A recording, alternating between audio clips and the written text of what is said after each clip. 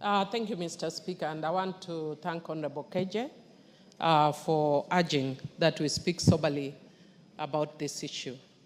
And Mr. Speaker, I wish to speak soberly about this issue. And sometimes when you're in leadership, you have to take the road less traveled. And on this issue, I want to take the path less traveled. Mr. Speaker, we lost many young people. And we have very many young people who are traumatized as a consequence of what happened. Mr. Speaker, it is a point in our country that all of us wish never happened, but it happened. Mr. Speaker, I think we have not handled this issue well, and that is why sometimes you find people from outside are coming to document this. If, as Kenya, we were able to acknowledge that things went wrong and we need to fix it, then, Mr. Speaker, even if BBC aired it, it doesn't matter. We have to fix our own problems on our own. We don't have to wait for BBC to tell us there was something wrong. I have a problem with the title that they've given, but which is typical of any media house because they want it to trend and then want it to, yeah. And because of that, Mr. Speaker, they may have given it that title. But, Mr. Speaker, we have not yet dealt with some of the issues. We have dealt with some, but one of the issues we have not dealt with is the trauma. Mr. Speaker, I said it when Honorable Elachi lost the son. Mr. Speaker, we have a very angry young generation in this country. And part of the anger is on the issues that we are seeing, Mr. Speaker. And we cannot bury our heads in the sand, Mr. Speaker. Mr. Speaker, let Parliament take the lead. And let us find a way of helping these young people to heal. Because, Mr. Speaker, we don't know what may come in the next few months, next year, or whatever.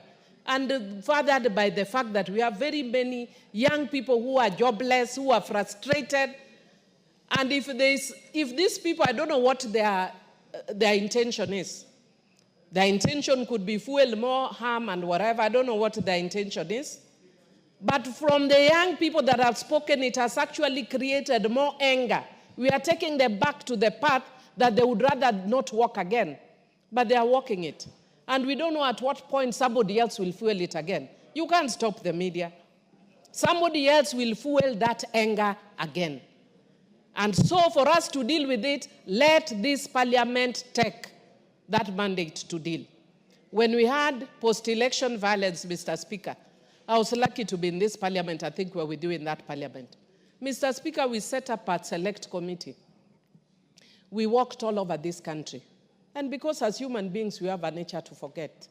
When we thought we had moved on, I remember in one case, we met a woman whose husband's head had been decapitated.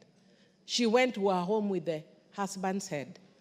And we were dealing with people who are angry, people who are depressed. And going there, Mr. Speaker, I remember to date when I was speaking in Parliament, I broke down and cried. Not because of me, but because of what we had. And we think we are moving on, but there are many young people who have not necessarily moved on. Mr. Speaker, personally, I would appeal.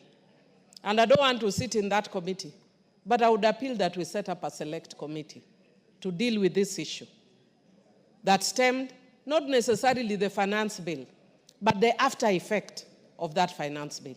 Mr. Speaker, I humbly agree that we deal with this soberly, and I'd want to discourage us from going through a process which we think may be politically correct, but does not necessarily move us forward as a country. Thank you, Mr. Speaker.